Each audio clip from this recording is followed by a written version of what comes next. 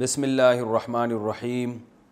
سورہ بقرہ کا رکوع نمبر 19 اور دوسرے پارے کا رکوع نمبر 3 چل رہا ہے۔ اس رکوع کی آدھی سے زیادہ رکوع کی تفسیر ہو چکی ہے اور اب جو آیتیں باقی ہیں میں ان کی تفسیر بیان کروں گا، پھر اس رکوع میں جو ہمیں اسباق ملتے ہیں مختصراً اس کو بیان کروں گا، پھر ہم اگلے رکوع کی طرف جائیں گے انشاءاللہ۔ اعوذ باللہ من الشیطان الرجیم، بسم اللہ الرحمن الرحیم۔ ان الذین یکتمون ما انزلنا من البینات والہدی من بعد ما بیناہ للناس، یہ والی آیت چل رہی تھی۔ بے شک وہ لوگ کہ جو ہم نے نازل کیا من البینات، واضح دلائل اور ہدایت کی چیزیں جو ہم نے نازل کی ہیں، من بعد ما بیناہ للناس، بعد اس کے کہ ہم اس کو لوگوں کے سامنے بیان کر چکے ہیں، تو اس کے بعد بھی جو لوگ ان آیتوں کو چھپاتے ہیں، اولئک یلعنہم اللہ ویلعنہم اللاعنون، ان پر اللہ بھی لعنت کرتا ہے اور لعنت کرنے والے بھی ان پہ لعنت کرتے ہیں۔ لعنت کا مطلب یہ ہوتا ہے اللہ کے رحمت سے دوری، انسان اللہ کی رحمت کا مستحق ہی نہ رہے، اس کو عربی میں لعنت کہا جاتا ہے۔ تو اس سے پہلے جو آیت تھی اس میں تھا کہ صفا اور مروہ شعائر اللہ میں سے ہے، تو اس میں یعنی کوئی جاہلیت کی رسم نہیں ہے یہ، اور اگر رسم ہے بھی تو غلط رسم نہیں ہے بلکہ صحیح رسم ہے۔ ابراہیم علیہ السلام کے بعد جب بھی حج ہوتا آ رہا ہے تو اس پر عمل ہوتا آ رہا ہے، تو اس لیے اس میں کوئی حرج نہیں ہے۔ اب دوبارہ اسی مضمون کی طرف رجوع کیا جا رہا ہے کہ یہود و نصارہ تحویل قبلہ کا حکم بھی چھپاتے تھے، رسول اللہ صلی اللہ علیہ وسلم کی نشانیاں بھی چھپاتے تھے، تو اللہ نے فرمایا کہ ہم نے جو بینات، واضح دلائل اسلام کے برحق ہونے کے اور سیدھا راستہ جو ہم نے نازل کیا ہے آسمان سے، حالانکہ ہم اس کو کتاب میں لوگوں کے لیے بیان بھی کر چکے ہیں تورات اور انجیل میں، تو وہ لوگ جو ان آیتوں کو چھپاتے ہیں اور ایسی نشانیوں کو چھپاتے ہیں ان پر اللہ کی لعنت اور لعنت کرنے والوں کی بھی لعنت۔ تو اللہ تعالیٰ نے اس میں تورات اور انجیل کا نام تو نہیں لیا، تو لیکن اولین مصداق اس کا یہود و نصارہ کے علماء ہے۔ قرآن نام کیوں نہیں لیتا؟ تاکہ ایک چیز اپنے عموم پر رہے، اس امت میں بھی جو علماء یہ کام کریں گے وہ بھی اسی آیت کے مصداق ہیں۔ اللہ تعالیٰ سب کو بچا کے رکھے۔ قرآن مجید میں یا احادیث صحیحہ میں اللہ تعالیٰ نے جو اسلام کے بارے میں واضح احکامات دی ہیں، اپنے ذاتی مفاد کی خاطر ان احکامات میں سے کسی ایک حکم کو چھپا دینا، یہ بہت بڑا جرم ہے، ہمیں اس آیت سے پتہ چلتا ہے۔ اس پر اللہ کی بھی لعنت اور لعنت کرنے والوں کی بھی لعنت۔ لعنت کرنے والوں کی لعنت اس لیے کہا گیا ہے کہ جس انسان کو بھی پتہ چلے گا نا ایسے لوگوں کے بارے میں، تو ظاہر ہے انسان کا ضمیر پھر اندر سے، یعنی انسان بہت زیادہ ٹینشن میں آتا ہے، پریشان ہوتا ہے، کیونکہ جو بھی وہ لوگ جو ہدایت چاہتے ہیں وہ چاہتے ہیں کہ ہمیں صحیح اسلام پتہ چلے، تو جب انہیں پتہ چلے گا کہ یہ صحیح اسلام تھا اور انہوں نے چھپایا ہے، تو آپ بتائیں ان کے جذبات کیا ہوں گے؟ وہ یقیناً لعنت بھیجیں گے۔ تو اللہ نے فرمایا ان پر لعنت، ایسے لوگوں کی جو لعنت بھیجتے ہیں، ان لوگوں کی بھی لعنت جو لعنت بھیجنا چاہتے ہیں، اور اللہ کی بھی لعنت۔ الا الذین تابوا، ہاں فرمایا کہ سوائے وہ لوگ جو توبہ کر لیں، واصلحوا اور اپنی حالت کو درست کر لیں، وبینوا اور لوگوں کے سامنے حق کو بیان کر دیں۔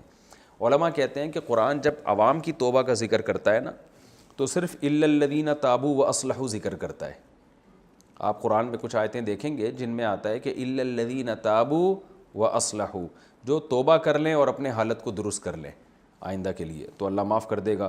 لیکن یہاں بیان چل رہا ہے علماء کا، تو اس لیے اللہ نے توبہ کے لیے 3 شرطیں بیان کی۔ نمبر 1 توبہ کریں، توبہ کا مطلب اس گناہ کو چھوڑیں۔ نمبر 2 اصلاح بھی کریں۔ نمبر 3 حق کو بیان بھی کر دیں، یعنی عالم نے اگر غلط بیانی سے کام لیا یا کسی حق کو چھپانے کا جرم کیا تو اس کے لیے صرف اتنا کافی نہیں ہے کہ آئندہ کے لیے یہ کام نہ کرے، بلکہ یہ بھی ضروری ہے کہ جو غلط بیانی اس نے کی ہے بینو کا مطلب بیان کر دے، بھائی یہ جو میں نے کیا تھا، یہ میں نے آیت چھپائی تھی، مجھ سے غلطی ہوئی ہے، یا یہ اقرار نہ کرے لوگوں کے سامنے غلطی ہوئی ہے، لیکن اب اس کو جو غلطی ہوئی ہے اس کی تلافی پریکٹیکلی اس کو کرنی پڑے گی۔ تو اللہ تعالیٰ یہاں بھی یہودیوں سے کہہ رہے ہیں، عیسائیوں سے بھی کہہ رہے ہیں اور مسلمانوں سے بھی کہہ رہے ہیں، ان کے علماء سے، یا جس کے پاس بھی حق ہے اور وہ چھپا کے لوگوں کو غلط گائیڈ کرتا ہے، تو اب جب وہ توبہ کرے گا تو اس پر لازم ہے کہ وہ لوگوں کے سامنے ڈیفائن کر دے، حق بیان بھی کر دے، بھئی یہ یوں تھا لیکن حقیقت میں کیا ہے، میں نے اس طرح بیان کیا لیکن حقیقت میں یوں ہے یہ۔ تو اس لیے اللہ نے علماء کی توبہ کے لیے 3 درجات بیان کیے، توبہ بھی ہو، اصلاح احوال بھی ہو، اور پھر حق کو بیان بھی کر دیں۔ وہ بیان کیسے کریں گے؟ یہ زمانے کے حالات کے لحاظ سے حکمت اور مصلحت کے ساتھ کوئی بھی طریقہ اختیار کیا جا سکتا ہے، لیکن آپ کی وجہ سے جو غلط فہمی لوگوں کو پھیلی ہے، آپ ہی کے ذمے ہے آپ اس غلط فہمی کا ازالہ کریں، اور اس پر بہت کم لوگ اس معیار پہ پورے اترتے ہیں توبہ میں۔ ہمارے ہاں تو توبہ کے لفظ کو اتنا آسان بنا دیا، بس توبہ توبہ کر لو سب سیٹ ہو جائے گا، ایسا نہیں ہے۔ توبہ بھی ایک شرعی حکم ہے، اس کے بھی احکام ہیں۔ جیسے نماز صرف زبان سے نماز کہہ دیا تو تھوڑی ہو جاتی ہے، پوری تفصیل ہے، اس میں وضو ہے، اس میں قیام ہے، رکوع ہے، سجدہ ہے، کچھ چیزیں رکن ہیں وہ چھوٹیں گی تو نماز ہوگی نہیں، کچھ چیزیں واجب ہیں وہ چھوٹ گئیں تو سجدہ سہو سے نماز ہو جائے گی، بہت ڈیٹیل ہے اس میں۔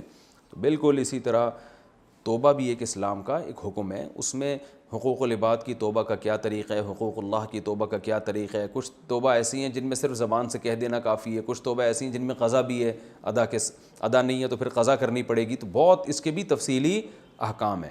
تو انہی میں سے ایک اللہ نے یہاں یہ بیان کیا ہے کہ آپ سے اگر جرم یہ ہوا ہے کہ آپ نے غلط بھی، چاہے عالم ہو یا غیر عالم بھی ہو، عالم کا ذکر اس لیے کہ سیاق و سباق میں بات علماء کی چل رہی ہے، لیکن آیت عام ہے، کوئی بھی شخص حق کو چھپائے گا، جس حق کی لوگوں کو ضرورت ہے اور چھپانے کا مقصد اس کے ذاتی مفاد ہیں اور اس کی وجہ سے لوگوں کو نقصان ہو رہا ہے، تو اب اس کی توبہ اس وقت تک قبول نہیں ہوگی جب تک اس حق کو لوگوں کے سامنے بیان نہ کر دے۔ فرمایا ان الذین کفروا وماتوا وهم کفار، اور وہ لوگ جو کافر تھے اور موت ہو گئی ان کی اس حال میں کہ وہ کفر ہی پہ موت ان کی ہوئی ہے، اولئک علیہم لعنت اللہ، ان پر اللہ کی لعنت اور فرشتوں کی اور تمام اور لوگوں کی، سب کی کیا مطلب؟ اللہ، فرشتے اور لوگ، ان سب کی اس پر لعنت۔ ظاہر ہے سب لوگوں کی لعنت نہیں ہوتی، تو سب سے مراد سب لوگ نہیں ہیں، بلکہ سب سے مراد یہ تینوں طبقے۔ تو لوگوں میں بھی جو حق کے متلاشی لوگ ہوتے ہیں ان کی بھی اللہ فرماتے ہیں ان کی بھی ان پر لعنت، خالدین فیہا، اس لعنت میں یہ ہمیشہ رہیں گے، یعنی اس لعنت پر جو اثر مرتب ہوگا وہ عذاب کا، تو اس میں یہ ہمیشہ رہیں گے۔ لا یخفف عنہم العذاب، ان سے عذاب میں کمی نہیں کی جائے گی، ولا ہم ینظرون، اور نہ ان کو مہلت دی جائے گی۔ تو اس سے صاف پتہ چلتا ہے کہ قرآن واضح لفظوں میں بیان کر رہا ہے کہ ایمان پر اگر کسی کی موت نہیں ہوتی ہے تو وہ جنت میں کبھی بھی نہیں جائے گا اور ہمیشہ ہمیشہ جہنم کی آگ میں رہے گا۔ اب یہ بھی ایک ایسا حکم ہے کہ جب آپ لوگوں کو بتاتے ہیں تو جو ہے نا، لوگ بعض دفعہ اسلام کا مذاق بھی اڑاتے ہیں کہ یار یہ کیا بات ہے کہ انہوں نے جنت مومنین کے ساتھ خاص کر لی ہے، لیکن اگر لوگوں کو یہ بات نہیں بتائی جائے تو یہ بھی آیتوں کو چھپانے کے مترادف ہے۔ تو جو اللہ کا حکم ہے وہ بہرحال اللہ نے بیان کر دیا کہ غیر مسلم کی مغفرت نہیں ہوگی۔ باقی کفر کہتے کس کو ہیں یہ ایک تفصیل ہے۔ کفر کا مطلب نبی صلی اللہ علیہ وسلم کی رسالت کی دعوت اس تک پہنچی ہو پھر اس نے انکار کیا ہو، اگر دعوت ہی نہیں پہنچی تو پھر وہ کافر نہیں ہے۔ یہ قرآن مجید میں اللہ کا ارشاد ہے وَمَا كُنَّا مُعَذِّبِينَ حَتَّى نَبْعَثَ رَسُولًا، ہم اس وقت تک عذاب نہیں دیتے جب تک رسول نہ پہنچا دیں۔ تو رسول سے مراد تمام علماء کا اجماع ہے رسول یا رسول کی دعوت، یعنی رسول کی دعوت کا پہنچنا بھی رسول کا پہنچنا ہی۔ دیکھیں ہم تک رسول نہیں پہنچے لیکن رسول کی دعوت پہنچی ہے، تو اللہ نہ کرے کوئی شخص جس تک رسول کی دعوت آج پہنچی ہے وہ انکار کر دے تو وہ کافر ہے۔ تو یہ مطلب نہیں ہے کہ رسول ہر ایک کے گھر جا کے ہر ایک سے برف سے نفیس ملوں، یہ مطلب نہیں ہے۔ اسلام کی دعوت پراپر طریقے سے پہنچ گئی ہے اور اس نے پھر غور و فکر کر کے ایمان قبول نہیں کیا تو اس پر پوری امت کا اجماعی عقیدہ انہی آیتوں کی روشنی میں کہ وہ جہنم کی آگ میں ہمیشہ ہمیشہ جلے گا۔ البتہ جس تک اسلام کی دعوت نہیں پہنچی اور ظاہر ہے اس سے اسلام کے بارے میں تو سوال نہیں ہوگا، لیکن کیا اللہ کے بارے میں اس سے سوال ہوگا؟ تو اس میں علماء کے بہت سارے اقوال ہیں۔ امام ابو حنیفہ کا جو مذہب ہے، جو ان کی رائے ہے اور بڑی مضبوط رائے ہے، وہ یہ ہے کہ اگر اس نے شرک کیا تھا، مثال کے طور پر ایک آدمی کسی ایسے ملک میں پیدا ہوتا ہے اس کو اسلام کا پتہ ہی نہیں ہے، تحقیق ہی نہیں ہے اس کو کچھ بھی اس بارے میں، اور ڈیٹیل بھی معلوم نہیں ہے اس کو پتہ ہی نہیں مذاہب کا، تو وہ یا ہم فرض کر لیتے ہیں جنگل میں رہتا ہے، ایک حبشی ہے بالکل، تو اب کیا ہوگا کہ اس سے کیا اللہ کے بارے میں سوال ہوگا؟ تو اس پر علماء کہتے ہیں، جو محقق علماء ہیں، کہ اگر اس نے شرک کیا ہے، پتھروں کو پوجا ہے، سورج کو پوجا، چاند کی عبادت کی، تو پھر قیامت کے دن اس سے سوال ہوگا اور شرک کی سزا میں وہ ہمیشہ جہنم کی آگ میں رہے گا وہ، اس لیے کہ اس کے لیے دعوت کا پہنچنا ضروری نہیں ہے۔ اتنی عقل اللہ نے ہر انسان کو دی ہے کہ اسے یہ پتہ چل سکتا ہے کہ جو بنی ہوئی چیز ہے، مخلوق ہے، وہ معبود نہیں ہو سکتی۔ تو اس لیے شرک کی سزا جو علماء کے جو صحیح قول کے مطابق اس کو ملے گی لازمی۔ تو یہ ہے، ہاں یہ ضروری ہے کہ اس کو اتنی مہلت ملی ہو، سوچنے کا ٹائم ملا ہو۔ مثال کے طور پر ایک آدمی بچپن میں ہی مر گیا تو بے شک وہ شرک کرتا تھا، لیکن بچپن میں انسان میں عقل نہیں ہوتی، تو بلوغت کے بعد اتنا ٹائم اس کو ملا ہو، اس کو کھوپڑی استعمال کرنے کا موقع ملا ہو کہ میں کیا کر رہا ہوں، تو اتنا موقع ملا ہو اس کو کہ جس میں وہ صحیح اور غلط میں تمیز کر سکتا تھا، اس کے باوجود نہیں کی تو وہ جہنم میں جائے گا۔ اور اگر وہ شرک نہیں کرتا تھا تو پھر دو طبقے ہوتے ہیں، یا تو توحید پرست ہوگا یا سرے سے اس کا کوئی نظریہ ہوگا ہی نہیں۔ تو علماء کہتے ہیں جو توحید پرست تھا وہ جہنم میں بہرحال نہیں جائے گا، اور وہ شخص جس کا کوئی نظریہ ہی نہیں تھا، نہ اسے توحید کا پتہ ہے نہ شرک کا پتہ ہے، تو اس کے بارے میں علماء خاموش ہیں کہ بعض کہتے ہیں جہنم میں جائے گا، بعض کہتے ہیں اس کے بارے میں ہمیں قرآن و سنت میں کوئی واضح نظیر ملتی نہیں ہے۔ تو بہت سے علماء، عرب علماء اس کے قائل ہیں کہ ایسے شخص کو قیامت کے دن امتحان میں ڈالا جائے گا، زندگی الگ سے اس کو قیامت کے دن دی جائے گی اور اس کو دونوں راستے دکھائے جائیں گے، اور پھر اس کو جیسے ہوتا ہے نا کہ بعض دفعہ ایمرجنسی میں بھی پیپر لیا جاتا ہے نا کسی سے کہ بھائی وہ پیپر سے رہ گیا تھا تو اب جو ہے وہ چلو بھائی اس کے لیے انتظام، یہ بیمار تھا یا کوئی مسئلہ تھا اس کے ساتھ، تو فوراً ابھی اس کو پیپر دو اور اس کے حساب سے دو، اتنا آسان بناؤ کہ یہ حل کرنا چاہے تو حل کر سکے، تو فوراً ہوتا ہے نا، اس طرح بھی انتظام ہوتا ہے کہ بھئی ابھی ہم آپ سے، بعض دفعہ ہمارے مدرسے میں ایسا ہوا کہ پیپر ہو ہی نہیں سکے تو پھر ہم نے طلبہ سے زبانی سوالات پوچھے ہیں، بھائی یہ پیپر کا ٹائم نکل گیا ہے، آپ بیمار تھے، آپ آ نہیں سکے تھے، ایمرجنسی ہے، تو مدرسے کی انتظامیہ نے بچے کو میرے پاس بھیج دیا کہ اب ریٹرن میں لینے کے بجائے ان کا آپ زبانی ٹیسٹ لے لیں اور دیکھیں یہ کتنے پانی میں ہے، تو اس کے حساب سے آپ اس کو نمبر دے دیں۔ تو کچھ ایسی سچویشن قیامت کے دن ہوگی، جو لوگ غفلت میں دنیا سے چلے گئے اور ان کے پاس دعوت بھی نہیں پہنچی، تو پھر ان سے قیامت کے دن اللہ تعالیٰ ان کو آزمائش کا موقع دے گا۔ لیکن ان تمام چیزوں میں کسی بھی چیز پر ہمارے پاس کوئی واضح دلیل موجود نہیں ہے۔ البتہ اتنی بات ہے کہ قرآن میں جگہ جگہ اللہ کا یہ ارشاد ہے، لا یظلم ربک احدا، تیرا رب کسی پہ ظلم اور زیادتی نہیں کرے گا، یعنی ظلم نہیں ہوگا۔ ایسا نہیں ہو سکتا کہ ایک آدمی کو بیچارے کو کچھ پتہ ہی نہیں تھا، یا اس کو موقع ہی نہیں ملا، یا اس کے پاس اتنی عقل ہی نہیں ہے حق اور باطل کو پہچاننے کی، اور اللہ بس کہے تو چونکہ مسلمان نہیں ہوا تھا، تو چونکہ ایمان نہیں لایا، تو اٹھا کے میں تجھے لازمی جہنم میں پھینکوں گا۔ ایسا نہیں ہے۔ تو قرآن میں اللہ نے صاف فرما دیا کہ تیرا رب کسی پہ ظلم زیادتی نہیں کرے گا، اور اس کو ظلم ہمارے حساب سے کہا گیا، ورنہ اللہ کو تو اختیار ہے۔ اس پر بھی اہل سنت والجماعت کا اجماع ہے کہ اللہ چونکہ حقیقی رب ہے، اگر وہ کسی کو بلا وجہ بھی تکلیف دے تو اس کو حق بہرحال حاصل ہے۔ وہ کسی کو بلا وجہ بھی اٹھا کے جہنم میں ڈال دے تو کسی کو اللہ کے خلاف کسی عدالت میں جانے کا رائٹ نہیں، اور اللہ کو یہ حق بھی حاصل ہے کہ وہ کرے گا، یعنی کر سکتا ہے اگر کرنا چاہے، اور وہ ظالم نہیں کہلائے گا۔ لیکن اللہ نے اپنے لیے ظلم کے وہی معیار متعین کر لیے جو انسانوں کے لیے ہیں۔ جیسے انسان کے ساتھ اگر کوئی زیادتی کرے اور اس کو بلا وجہ آگ میں پھینک دے تو ظلم کہلاتا ہے، تو اسی اللہ بھی ہم سے ہماری زبان میں بات کرتے ہیں۔ اللہ فرماتے ہیں یہ والا ظلم میں نہیں کروں گا کہ ایک آدمی مستحق نہیں ہے سزا کا اور میں اسے بلا وجہ جہنم میں ڈال کے جلا دوں، تیرا رب کسی کے ساتھ ایسی زیادتی نہیں کرتا۔ تو اللہ نے اس کو اپنے لیے زیادتی قرار دے دیا ہے، اپنے حق میں اس کو ظلم خود سے قرار دے دیا ہے، حالانکہ اللہ کو یہ رائٹ ہے، حق حاصل ہے، لیکن پھر بھی اللہ ایسا، کیونکہ اللہ کی رحمت اللہ کے غصے پر غالب ہے۔ ایسے تو بہت لوگ ہوں گے کہ جنت کے مستحق نہیں ہیں، پھر بھی غریبی میں جنت مل جائے ان کو، تو لیکن ایسا کوئی بھی نہیں ہوگا کہ جہنم کا مستحق نہیں ہے پھر بھی زبردستی اللہ اس کو جہنم میں ڈال دیں۔ تو اس لیے اللہ نے فرمایا لا یخفف عنہم العذاب ولا هم ینظرون، جو اسی طرح کفر میں ان کی موت واقع ہوئی تو کفر پہ موت سے ہمیشہ کی جہنم ہے، لیکن کفر کہتے کس کو ہیں یہ میں نے آپ کو بتا دیا۔ فرمایا وَإِلَٰهُكُمْ إِلَٰهٌ وَاحِدٌ، اصل جو قرآن کا مضمون ہے نا وہ توحید ہے، انبیاء کو اسی وجہ سے بھیجا گیا کہ لوگ ایک خدا کے وجود پر بھی ایمان لائیں اور اس کو ایک بھی مانیں اور اس کی غلامی کریں, اس کو مانیں کہ وہ غلامی کے قابل ہے, لائق صرف وہی ہے, عبادت کے لائق صرف وہی ہے.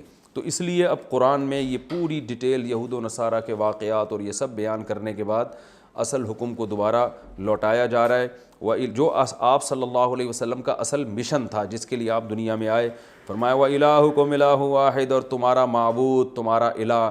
عبادت کسے کہتے ہیں یہ میں شروع کے لیکچرز میں بہت ڈیٹیل سے بتا چکا ہوں, یہ بہت تفصیل سے. عبادت کے دو مطلب ہیں, ایک ٹرم ہے ایک عبادت اور ایک لغت میں کسے کہتے ہیں. تو دونوں مفہوم کے لحاظ سے ایک ہمارا معبود ہے, غلامی حقیقت میں صرف اسی کی ہوگی. وہ کون ہے؟ ایک الہ ہے, لا الہ الا ہو, اس کے سوا کوئی عبادت کے لائق نہیں ہے. الرحمن, بڑا مہربان, الرحیم, نہایت رحم کرنے والا. تو میں نے یہ لیکچرز کے شروع میں جب یہ تفسیر کے لیکچر شروع ہو رہے تھے میں نے بتایا تھا کہ اللہ اپنی دو صفات کو بہت زیادہ ہائی لائٹ کرتے ہیں, گویا یہ اللہ کے نام کا حصہ ہیں, ایک رحمان اور ایک رحیم. یعنی رحمان اور رحیم میں ہر طرح کی رحمت اس میں شامل ہو گئی. رحمان سب پر رحم کرنے والا, رحیم بہت زیادہ رحم کرنے والا. تو یہ اللہ کی دو صفات کیوں اللہ بار بار ہائی لائٹ کرتے ہیں یہ میں ان لیکچروں میں تفصیل سے بتا چکا ہوں. یہ رکوع ہمارا کمپلیٹ ہوا. اس رکوع میں ہمیں کیا علمی اسباق ملتے ہیں؟ سب سے پہلی بات, صبر اور نماز کی اہمیت. ڈپریشن کے لیے صرف نفسیاتی ڈاکٹر کافی نہیں ہے کہ آپ کو وہ گولیاں کھاتے رہیں, اصل چیز ہے کچھ صبر کرنا سیکھیں. دیکھیں آج کل لوگ اس کی کوشش کرتے ہیں کہ بالکل ٹینشن نہ ہو, بالکل ٹینشن نہ ہو, بچے کو بالکل جیسے بچہ کہہ رہے ہیں نا اس کی ہر خواہش کو پورا کیا جائے. اس کا مطلب آپ بچے کو اس کی لائف کو فل آف ٹینشن بنا رہے ہو. بچوں پہ ظلم زیادتی جائز نہیں ہے, بلا وجہ مار دھاڑ بد اخلاقی جائز نہیں ہے, لیکن بچوں کو تھوڑی سی ٹینشن میں رکھنا چاہیے, ہلکی سی, زیادہ نہیں, تاکہ وہ تھوڑا سا معاشرے میں سروائیو کرنا سیکھیں. ساری خواہشات ان کی پوری. ایک صاحب اپنے بچے کو گود میں اٹھا کے لے گیا میرے سامنے, کہہ رہے بیٹا دکان میں جو کچھ چاہیے بتاؤ. اس نے اتنی چیزیں بتائیں اور انہوں نے ساری خرید کے دے دی. میں نے کہا بھائی یہ کہاں کھائے گا؟ کہہ رہے نہیں بس میرا بچہ, میں چاہتا ہوں اس کی ہر خواہش پوری ہو. تو ان سے میں نے کہا تو نہیں, انسان اپنی اولاد کے معاملے میں بڑا سینسیٹیو ہوتا ہے, لیکن مجھے دل چاہ رہا تھا میں ان سے کہوں کہ آپ اپنے بچے کو ڈاکو بنا رہے ہو. کل کسی وقت اس کی یہ خواہشات پوری نہیں ہوئی نا, یہ برداشت نہیں کر پائے گا, پھر جب حلال طریقے سے پوری نہیں ہوں گی تو کہاں جائے گا؟ حرام کی طرف. تو اسلام نے بھی ہمیں روزے کا حکم دیا, بہت ساری عبادتوں کا, تاکہ ہماری نفس کے خلاف کچھ خواہشات پوری ہوں. تو بچوں کو بھی مار دھاڑ بلا وجہ گالی گلوچ یہ تو اچھی بات نہیں ہے, لیکن تھوڑا سا کنٹرول کرنا ضروری ہے. تھوڑا سا آپ دیکھیں بعض دفعہ وہ بچے جنہوں نے معاشرے میں بہت بڑا کردار ادا کیا ہوتا ہے نا, ان کے بچپن میں کچھ نہ کچھ ٹینشن انہوں نے دیکھی ہوتی ہے جس کی وجہ سے نا معاشرے میں سروائیو کرنا سیکھتے ہیں. یہ کچھ بچے بہت جلدی میچور ہو جاتے ہیں, خاندانی جھگڑے دیکھے ہوتے ہیں, وہ سمجھدار ہو. کچھ بچیاں بڑی سلجھ جاتی ہیں, بعض دفعہ بچیاں اپنے ماں باپ کے جھگڑوں سے بگڑتی ہیں, بعض دفعہ اپنے پیرنٹس کو لڑتا ہوا دیکھ کے اور سلجھ جاتی ہیں. ان کو پتہ ہے کہ بھائی گھر میں یہ اس طرح سے ہوتا ہے یہ لڑائیاں, تو میں نے اپنے سسرال میں جا کے یہ کام نہیں کرنے. آپ دیکھیں بعض لڑکیاں ایسی ہیں چھوئی موئی ہوتی ہیں, وہ انہوں نے کبھی ایسا ہر وقت برگر فیملی ایسا, تو وہ آگے ذرا سا سسرال میں کوئی اونچ نیچ ہوئی بے ہوش ڈپریشن میں. اور جن غریبوں نے اپنے گھروں میں بڑے بڑے مسئلے دیکھے ہوتے ہیں وہ چل رہے ہوتے ہیں. تو اس کے سائیڈ ایفیکٹ بھی ہیں لیکن فائدے بھی ہیں. تو کہنے کا مقصد یہ ہے کہ اعتدال کی حالت اچھی حالت ہے, اس سے انسان کو تھوڑا سا برداشت کی قوت, تو تھوڑا سا صبر کرنا بھی سکھائیں بچوں کو. تو اللہ نے فرمایا نا صبر سے مدد طلب کرو, اس کا مطلب صبر کی کوالٹی آپ میں ہونی چاہیے, تو آپ کے بچوں میں بھی ہونی چاہیے. تھوڑا سا ان کو ہر وقت ان کو ان کی مرضی کا کھلائیں, کبھی کبھی کھائیں آج کھانا جو ہے نا ہماری مرضی کا, آج کریلے کھاؤ. بچوں سے بولیں آج کیا پکے گا کھانے میں؟ کریلے پکیں گے. بچے ناک منہ چڑھائیں, بولے کھائے گا, تیرا باپ بھی یہی کھائے گا ٹھیک ہے نا, اور خود بھی کھائیں.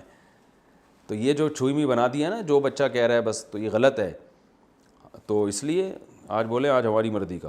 اور کبھی کبھار ایسا بھی ہو کہ آج ہے ہی نہیں کھانا, جاؤ, کچھ نہیں ہوتا. کبھی کبھار ایک آدھ وقت بھوکا رہنے سے کوئی نقصان نہیں ہوتا, بلکہ یہ تو غیر شائستہ طریقہ ہو جائے گا, آج کھانا نہیں ملے گا, غیر اخلاقی ہو جائے گا.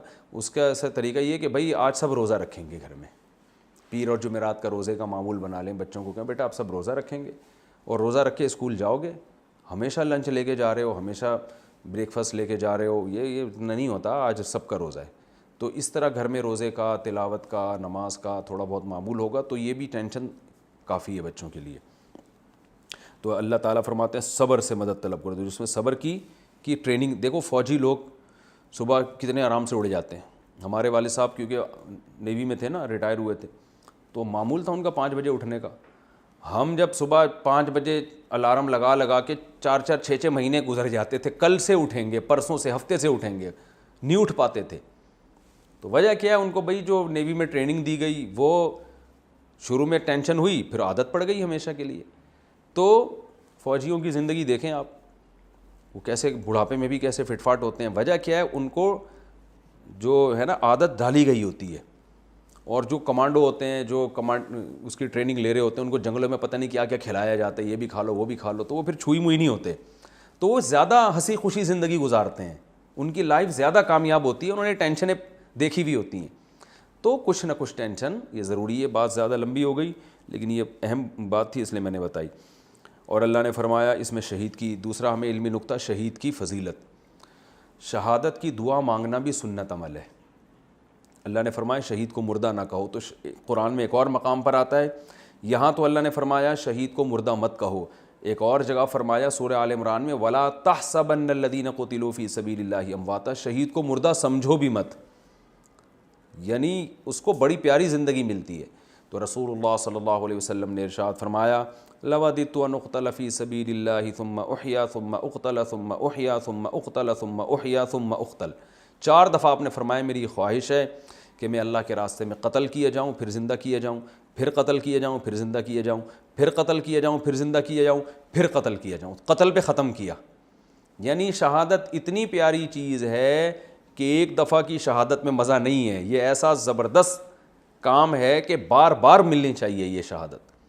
حدیث میں آتا ہے رسول اللہ صلی اللہ علیہ وسلم نے فرمایا کہ جنتی جب جنت میں چلے جائیں گے, شہید بھی, تو اللہ تعالیٰ سب سے پوچھیں گے تمہیں کسی چیز کی خواہش ہے؟ وہ کہیں گے اللہ تو نے ہمارے چہروں کو سفید کر دیا, تو نے ہمیں سب کچھ دے دیا, ہمیں کیا چاہیے؟ جب بار بار اللہ پوچھیں گے تو شہید کہے گا کہ اللہ اگر تو میری خواہش پوری کرنا چاہتا ہے تو ایک خواہش ہے, وہ یہ ہے کہ مجھے دنیا میں دوبارہ بھیج اور پھر دوبارہ مجھے اپنی راہ میں قتل کر دے. میں یہ چاہتا ہوں مجھے یہ دوبارہ شہادت کا عہدہ ملے. تو آپ اندازہ لگاؤ کیا نعمت ہے. اس لیے کہ نبی صلی اللہ علیہ وسلم نے فرمایا کہ وہ جو کرامت دیکھے گا نا کہ شہادت کے وقت اس کا جو اللہ کی طرف سے اعزاز و اکرام ہوا تھا, وہ پروٹوکول اس کو یاد رہے گا کہ وہ پروٹوکول مجھے دوبارہ چاہیے. تو اس لیے اسلام میں شہادت کوئی معمولی درجہ نہیں ہے, معمولی موت نہیں ہے, بہت مبارک موت ہے یہ. تو اس کے لیے پیغمبروں نے دعائیں مانگی ہیں, تو ہمیں بھی اپنی دعاؤں کا حصہ بنانا چاہیے. اور پھر اس کے لیے ذہنی طور پر, جسمانی طور پر تیار بھی رہنا چاہیے. وہ ایک مولوی صاحب کا واقعہ بیان کرتا ہوں نا کہ حلوے مانڈے, بدعتی مولوی تھے, حلوے مانڈے بہت کھاتے تھے, شہادت کی دعا مانگتے تھے. تو کسی نے کہا آپ میدان جہاد میں تو جاتے نہیں ہو, کیا حلوے میں کوئی بم رکھ کے دے گا آپ کو کیا؟ تو اس کے لیے بھائی تھوڑا سا ایکسرسائز کرنی چاہیے. اور اگر کوئی فوج میں جا سکتا ہے, اس کو اللہ نے صلاحیت دی ہے, تو اس جذبے سے فوج میں جائے, اسلامی ملک کی فوج میں, کہ میں اپنے ملک کا دفاع کروں گا, اپنی قوم کا دفاع کروں گا.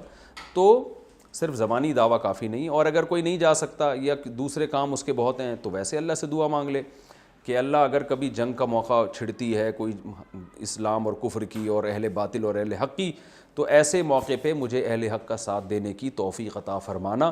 جنگ کی تمنا جائز نہیں ہے, حدیث میں آتا ہے, صحیح بخاری کی حدیث ہے لا تتمنوا لقاء العدو, دشمن سے لڑائی کی تمنا مت کیا کرو, دعائیں مت مانگو اللہ جنگ چھڑوا دے. ہندوستان پاکستان بہت دنوں سے تمیز سے بیٹھے ہوئے ہیں, کوئی لڑائی نہیں ہوئی, اللہ پھڈا کروا دے اور پھر مجھے میدان میں بھجوا دے اور پھر مجھے شہید کروا دے.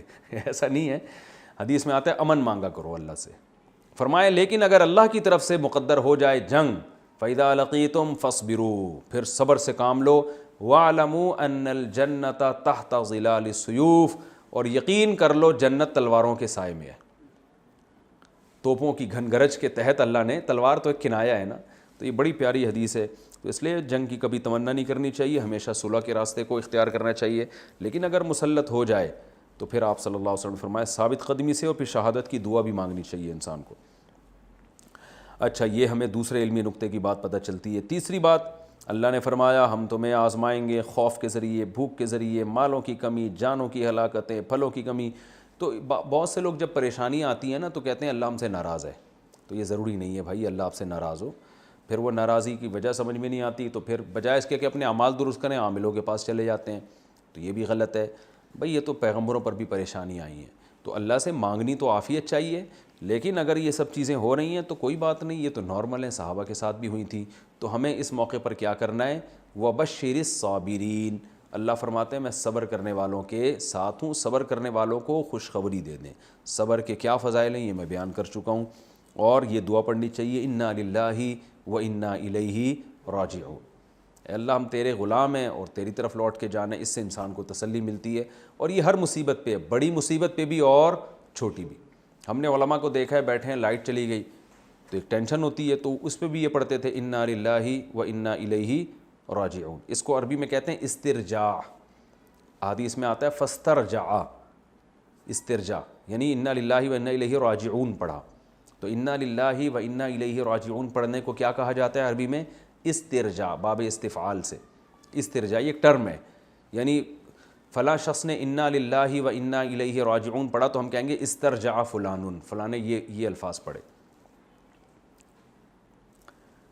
یہ خوشی کی چیزوں پہ نہیں پڑھنا چاہیے، ہے تو دعا، شادی ہو گئی اب کہہ رہے ہیں اِنَّا لِلَّهِ وَإِنَّا إِلَيْهِ راجعون، بات تو صحیح ہم نے اللہ کی طرف جانا ہے، لیکن یہ موقع ٹھیک نہیں ہے۔ اچھا، اس سے ہمیں اور کیا پتہ چلتا ہے؟ اور ایک علمی نکتے کی بات، حق کو چھپانا کتنا بڑا جرم ہے۔ تو یاد رکھیں حق کو چھپانا جب جرم ہے جب حق کو چھپانے میں آپ کا کوئی ذاتی مفاد ہو، لالچ ہو، لوگوں میں عزت چاہتے ہو اس لیے چھپا رہے ہو۔ حق کو اگر اس لیے چھپا رہے ہو کہ حق بیان کرنا اس وقت مصلحت کے خلاف ہے، تو پھر چھپانا نہ صرف جائز ہے بلکہ واجب ہے۔ بعض دفعہ حق کو اس لیے چھپایا جاتا ہے کہ سامنے والے کا مینٹل لیول اتنا نہیں ہے کہ وہ حق کو سمجھ سکے، ہر بات ہر ایک کے سامنے بیان کرنے کی نہیں ہوتی۔ اس پر میں نے پورا ایک بیان بھی کیا تھا نا کہ حضرت موسیٰ علیہ السلام سے فرعون نے پوچھا کہ وہ پہلے جو لوگ شرک پہ مر گئے ان کا کیا ہوگا، حضرت موسیٰ نے فرمایا اللہ ہی جانتا ہے کیا ہوگا بھائی، ٹھیک ہے نا، کیونکہ وہ ڈیٹیل میں جاتے ہیں تو بحث کا رخ چینج ہو جاتا۔ تو حق کو چھپانا اگر کسی مصلحت سے ہے تو ایک الگ بات ہے، صحیح جائز مصلحت سے، لیکن اگر اپنے مفاد کے لیے جیسے کہ یہود و نصارہ چھپاتے تھے اور آج بھی بہت سے لوگ باطل علماء جو ہیں وہ چھپاتے ہیں، تو پھر اس کی یہ وعید ہے۔ تو یہ اس رکوع کا خلاصہ تھا، تفسیر تھی۔ اب ہم انشاءاللہ اگلے رکوع کی طرف چلتے ہیں۔ اب ہم پڑھتے ہیں انشاءاللہ سورہ بقرہ کا رکوع نمبر 20 اور دوسرے پارے کا رکوع نمبر 4۔ اس کا پہلے لفظی ترجمہ ہوگا، مختصر گرامر ہوگی، پھر اس کی تفسیر، اور اس میں جو ہمیں کچھ علمی نکتے کی باتیں پتہ چلتی ہیں، اسباق ملتے ہیں، وہ انشاءاللہ بیان ہوں گے۔ فرمایا ان فی خلق السماوات والارض، بے شک آسمانوں اور زمین کے پیدا کرنے میں، خلق کا معنی پیدا کرنا، ورب یہ، واختلاف اللیل والنہار، لیل اور نہار کے اختلاف میں، رات اور دن کے اختلاف میں۔ اختلاف دو طرح کا ہوتا ہے رات اور دن میں، بعض دفعہ راتیں لمبی اور دن چھوٹا، بعض دفعہ دن لمبے اور راتیں چھوٹی، یہ بھی اختلاف ہے، ایک حالت پہ رہتے نہیں ہیں۔ اور اختلاف میں یہ بھی ہے کہ کبھی رات ہوتی ہے اور بدل کے وہ دن میں تبدیل، اور کبھی دن ہوتا ہے بدل کے وہ رات میں تبدیل، یعنی عدل بدل کے آنا ان کا۔ تو یہ دونوں چیزیں اس میں داخل ہو سکتی ہیں کہ رات اور دن کے بدلنے میں۔ والفلک التی تجری فی البحر، فلک کہتے ہیں کشتی کو، اور وہ کشتی جو سمندر میں چلتی ہے، اس میں سمندری جہاز بھی داخل ہیں، جو بھی سمندر میں چلنے والی چیزیں ہیں نا وہ سب فلک میں آتی ہیں۔ جو کشتیاں سمندر میں چلتی ہیں، تجری، جرا یجری کا معنی جاری ہونا، اصل میں تھا تجریو، تضربو کی طرح، یضربو یضربانی یضربونا، تضربو تضربانی یضربنا، تو تضربو تجریو، جاری ہوتی ہیں، فی البحری، سمندر میں، بیما، ان چیزوں کے ساتھ چلتی ہیں، ینفع الناس، جو لوگوں کو فائدہ پہنچاتی ہیں، یعنی تجارت کے ساتھ۔ تو سمندری تجارت کا اللہ نے قرآن میں بہت زیادہ ذکر کیا ہے۔ وما، اور اس چیز میں، انزل اللہ من السماء، جو اللہ نے آسمان سے اتارا، من السماء یعنی پانی۔ تو ان تمام چیزوں میں کیا ہے؟ اچھا، اس پانی سے کیا کیا؟ احیا یحیی احیاء، اکرما یکرم اکرامن کی طرح۔ پھر اس پانی سے اللہ تعالیٰ نے الارض، زمین کو زندہ کر دیا، اس میں طرح طرح کے نباتات اگائے۔ بعد موتھا، اس زمین کے مردہ ہونے کے بعد، کچھ بھی نہیں تھا، پانی برسا کے زندہ کر دیا. وبثا، بثا اصل میں تھا بثاثا یبثثو، نصر ینصرو کی طرح، اس کا معنی ہوتا ہے پھیلانا. ہم نے سورہ القاریہ میں پڑھا ہے نا، یوم یکون الناس کالفراش المبثوث، مقتول کی طرح پھیلے ہوئے. تو بثا کا معنی پھیلانا. وبث فیہا، اور پھیلا دیے اس نے زمین میں، من کل دابہ، ہر طرح کے جانور.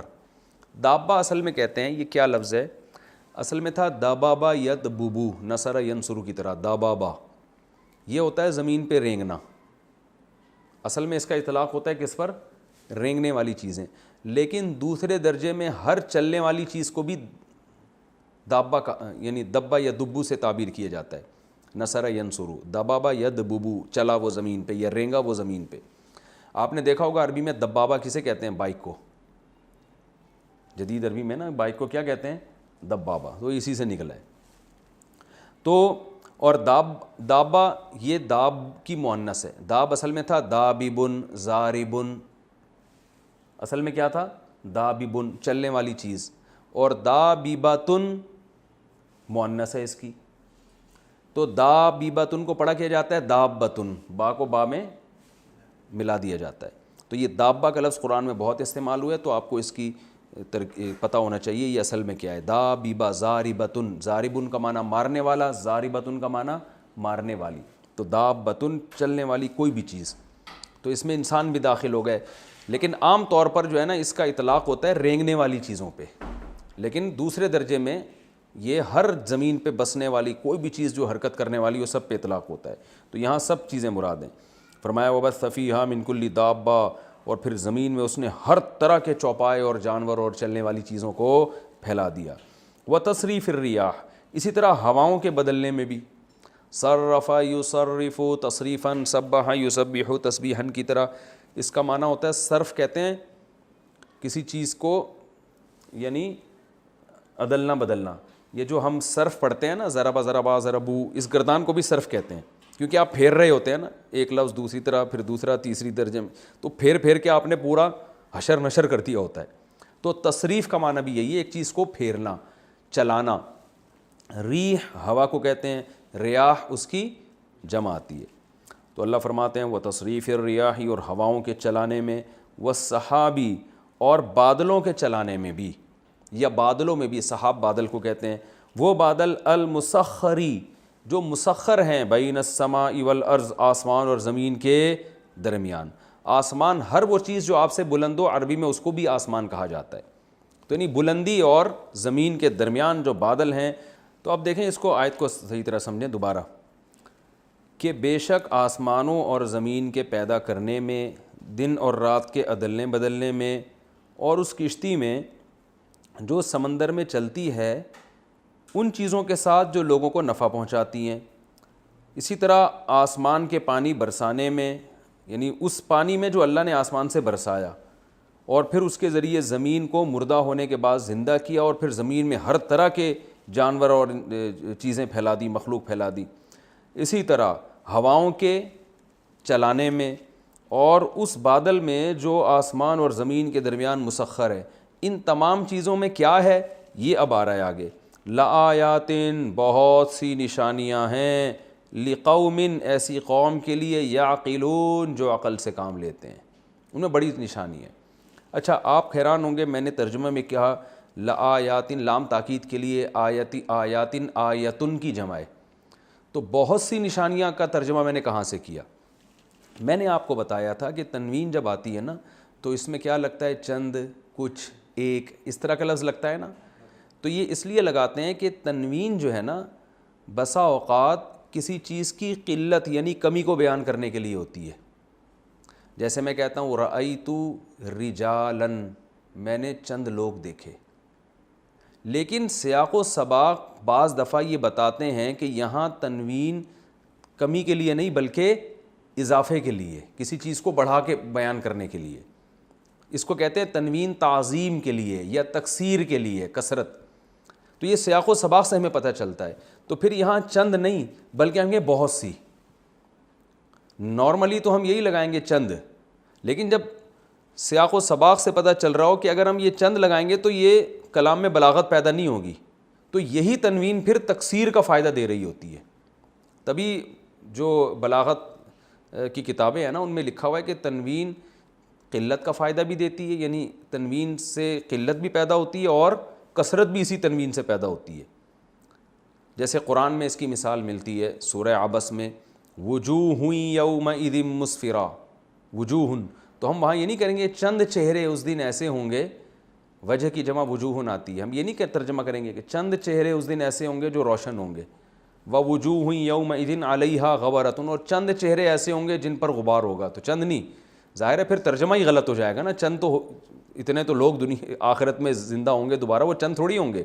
تو وہاں ہم وجوہ میں جو تنوین ہے یعنی دو پیش، اس کا ترجمہ ہوگا بہت سے چہرے، بہت سے چہرے اس دن روشن ہوں گے اور بہت سے چہرے اس دن ایسے ہوں گے کہ ان پر غبار ہوگا، خاک آلودہ ہوں گے. تو یہاں بھی ایسا ہی ہے.